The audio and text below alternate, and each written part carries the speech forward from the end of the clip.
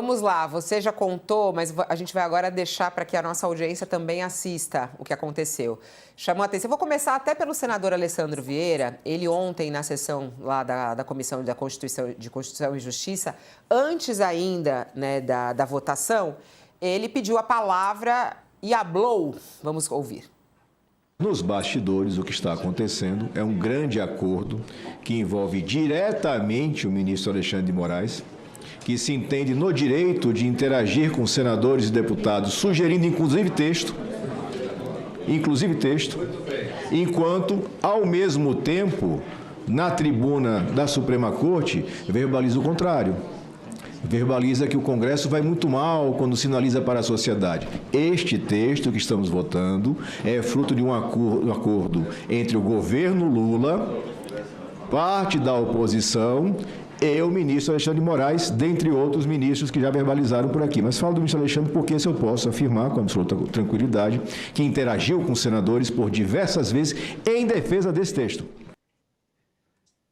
Bom, eu vou só acrescentar aqui a Gleisi Hoffmann, a ministra, que criticou o texto. Ela foi às redes sociais e criticou o texto, né? E disse que a condução desse tema pela liderança do governo do Senado foi um erro lamentável, foi o que ela disse. Contrariando a orientação do governo, que desde o início foi contrária à proposta. Ela, ó, não há nenhuma negociação, um acordo no Senado envolvendo o projeto de lei da redução de penas para os golpistas. O governo é contra essa proposta e orienta a sua base a votar contra, por razões já conhecidas. Quem atentou contra a democracia tem que pagar, é o que ela diz. Bom, aí Jacques Wagner saiu em sua própria defesa e criticou a nota pública da Gleisi Hoffmann. A gente tem até o senador falando, vamos ouvi-lo. Assumo aquilo que fiz de acordo de procedimento, porque eu acho que não tinha sentido nenhum empurrar. Mas eu só quero dizer, eu sei que eu não troquei nada, porque no mérito está mantido a minha posição. Mas em relação ao acordo que fiz, eu não tenho nenhum problema. Fiz, faria de novo. Não negociei mérito, negociei procedimento. A responsabilidade é minha, que eu vim aqui, lhe chamei, como chamei ao senador Renan, para dizer que eu estava adotando e lhe pedi, Vossa Excelência concordou, portanto sou grato. Então, portanto, se tiverem que bater, a responsabilidade é minha, que batam em mim, eu não tenho nenhum problema, nem arrependimento do que fiz.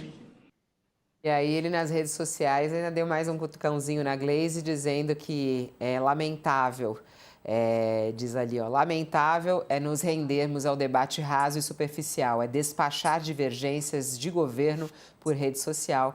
Esse aí foi um recadinho aí, parece, a ministra Gleisi Hoffmann. Eu quero te ouvir, Josias de Souza, vou até me levantar para isso. O que você achou de tudo isso? Teve acordo, não teve acordo? Alexandre de Moraes com o governo, Jacques Wagner tem razão de tentar fazer esse acordo sem focar no mérito, Gleisi tem razão, Lula deve vetar, e aí? Houve um acordo, Fabiola, e esse acordo é um escândalo, não é?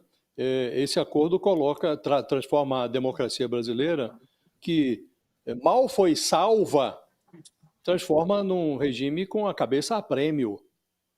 A democracia mal foi salva e já está com a cabeça a prêmio. A história da resistência do Brasil à tentativa de golpe de Estado, com inédita prisão de um ex-presidente, de oficiais das Forças Armadas, ela foi reescrita antes de descer ao verbete da enciclopédia. Um dia depois do encerramento do julgamento desse complô do golpe no Supremo, o Congresso virou a página da história e virou para trás. De exemplo mundial, o Brasil vai se convertendo num vexame. Foi aprovada essa proposta de redução das penas dos golpistas a toque de caixa na Câmara, no Senado, e esse toque de caixa impôs aos brasileiros uma condenação perpétua ao risco de outro golpe. Isto é um vexame, Fabio? Já seria um vexame a redução pura e simples das penas. Acabou de ser concluído o julgamento. As leis que estão sendo modificadas, elas foram sancionadas pelo próprio Bolsonaro.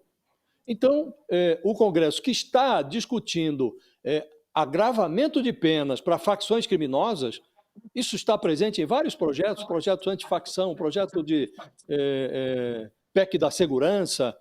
Então, discute-se agravamento de penas para facções criminosas e reduz-se o castigo para a facção do golpe. Então, a tentativa de golpe de Estado, que é o crime dos crimes, é menos grave do que os demais. Isto parece absurdo, Fabiola. E aí vem o mais grave. Há, sim, digitais do Supremo, e essas digitais não foram impressas na negociação agora. Lá atrás, quando o Paulinho da Força visitou Michel Temer, na casa dele em São Paulo, acompanado lá do Aécio Neves, o Paulinho da Força, que foi o relator dessa proposta na Câmara, foi à casa do Michel Temer e eles mesmos divulgaram. Nós entramos em contato com ministros do Supremo. Ficou entendido ali que estavam conversando com Gilmar Mendes, com Alexandre de Moraes, que, aliás, foi enviado ao Supremo, foi indicado para o Supremo pelo Michel Temer. E ali, inclusive, eles revelaram que os ministros do Supremo aconselharam, ao invés de tratar como projeto de redução das penas, falem em dosimetria. Aí mudou-se o apelido da proposta para projeto de lei da dosimetria, por aconselhamento dos ministros do Supremo. E o vexame cresceu, Fabiola, ontem, com o líder do governo no Senado, Jacques Wagner, também ele imprimindo as suas digitais nessa negociação, nesse grande acordo. Fez isso sob a alegação de que era preciso destravar a votação de uma proposta econômica que interessava ao governo. Uma proposta que reduziu isenções e mimos fiscais, na ordem de 10%, que impôs também uma tributação a bets e fintechs. No conjunto da obra, o governo vai ter uma arrecadação adicional de 20 bilhões de reais. Então, colocaram um preço na democracia. 20 bilhões. É esse o preço da democracia? Imaginou-se que a democracia brasileira valesse um pouco mais do que isso. Mas o vexame foi potencializado pelas digitais do líder do governo. Agora fica esse jogo de empurra, a Gleisi Hoffmann dizendo não teve acordo nenhum, o Palácio não concorda com isso, e já antecipando que o presidente vetará. Se o Lula não vetasse, ou se não vetar, aí ele mesmo tem que renunciar à presidência da República, porque estamos falando de um golpe contra o mandato dele.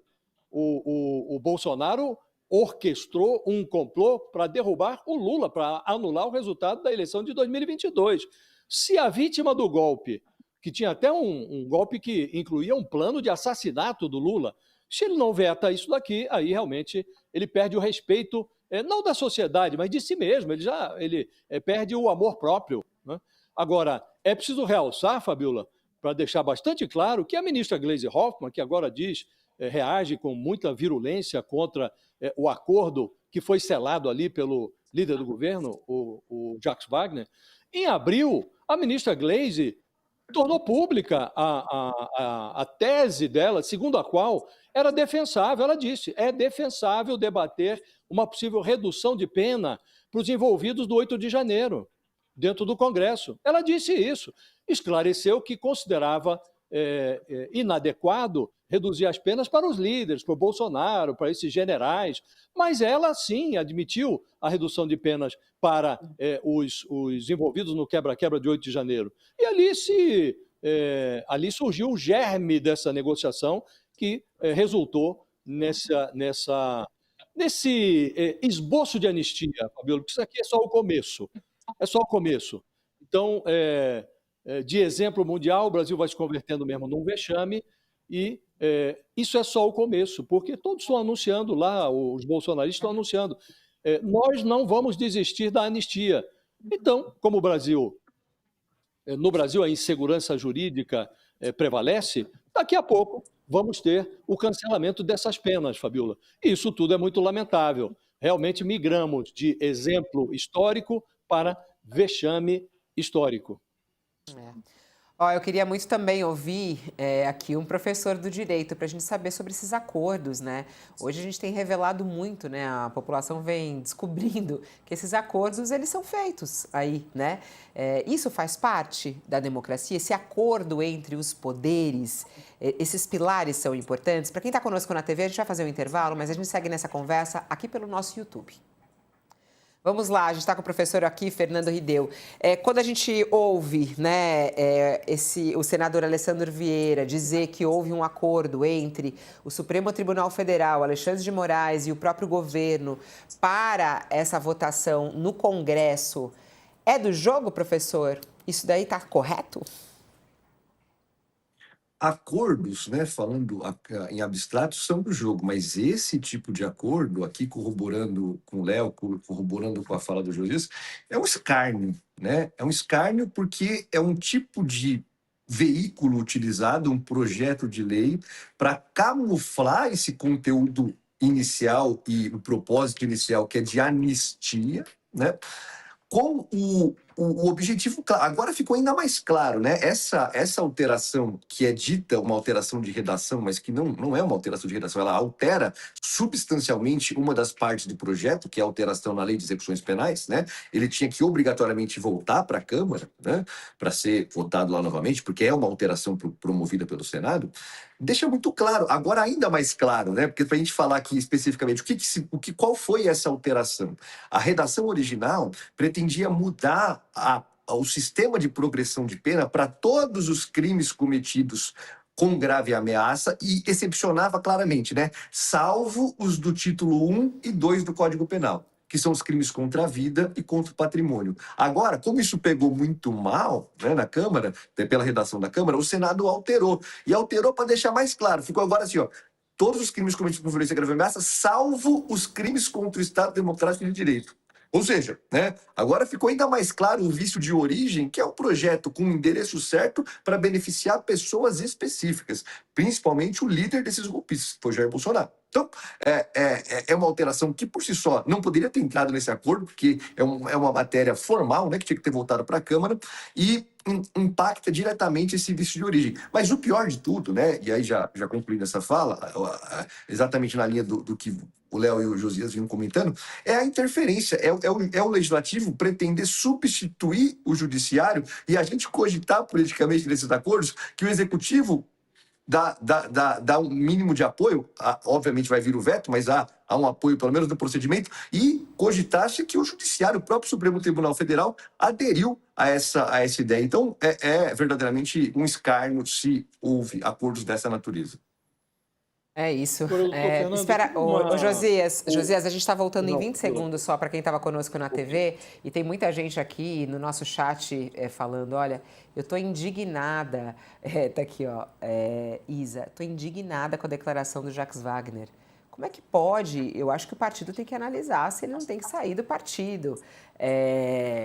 Estamos de volta para quem estava nos acompanhando na TV, a gente está falando aí sobre o acordo que teria ocorrido lá no Congresso, na verdade não no Congresso, né? Entre os poderes, porque aí esse acordo foi um acordão entre os poderes. A gente está aqui com o professor também, Fernando Rideu. O Josias tem uma pergunta a ele. Vai lá, Josias. O processo legislativo, professor, ele é regulamentado pela própria Constituição. A Constituição prevê como se dá a tramitação de um projeto de lei, né?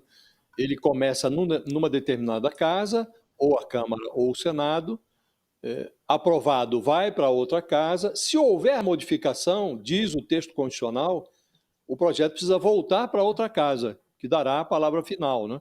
Neste caso específico, houve uma modificação no Senado, e uma modificação expressiva, não é uma vírgula ou um acento, não. Mudou-se o conteúdo do projeto, que incluía ali, além do atenuamento das penas para os envolvidos nessa conspiração golpista, havia benefício penal para outro tipo de crime, crime sexual, a corrupção, uma série de criminosos seriam beneficiados. E o Senado alterou isso. Não deveria voltar para a Câmara? Não é passível também de intervenção judicial? Eventualmente, o Supremo, acho que vai ser até acionado para isso, mas não será o caso de rever e de devolver o projeto à Câmara? Não há aí também um vício constitucional? Com certeza. Há formal, né? Há esse vício formal na tramitação, porque o que o Senado poderia fazer, né? Caso houvesse uma emenda de redação, essa emenda seria como você mesmo colocou, uma vírgula, né? Uma reconfiguração gramatical, sintática, e não uma alteração de conteúdo. Tendo havido uma alteração de conteúdo, esse projeto deveria obrigatoriamente ter voltado para a Câmara. E isso seguramente pode e deverá ser objeto de matéria de apreciação pelo Supremo Tribunal Federal sobre a inconstitucionalidade não só material, mas também formal sobre esse ponto.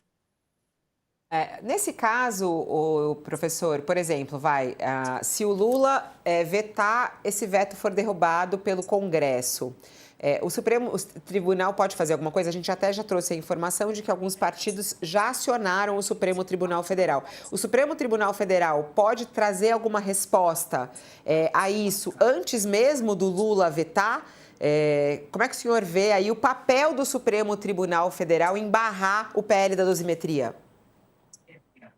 Me parece que desde que provocado, né, e provocações já me parece que houve, o Supremo deve se manifestar sim sobre isso, né? Eu acho que aqui me parece que há duas dimensões, né? E o vício de conteúdo que eu tratei aqui em primeiro lugar, né, que é essa inconstitucionalidade pela supressão do Poder Judiciário pelo Legislativo, mas também esse vício que agora está muito claro, formal, né, de tramitação no procedimento, né, disso que a gente vinha falando. Se há uma alteração de conteúdo, obrigatoriamente o projeto deve voltar para a casa que iniciou o projeto. A casa revisora deve mandar de volta para o Senado, mandando de volta para a Câmara. Então, me parece que sim, uma vez provocado, o Supremo vai se manifestar sobre isso antes mesmo do veto.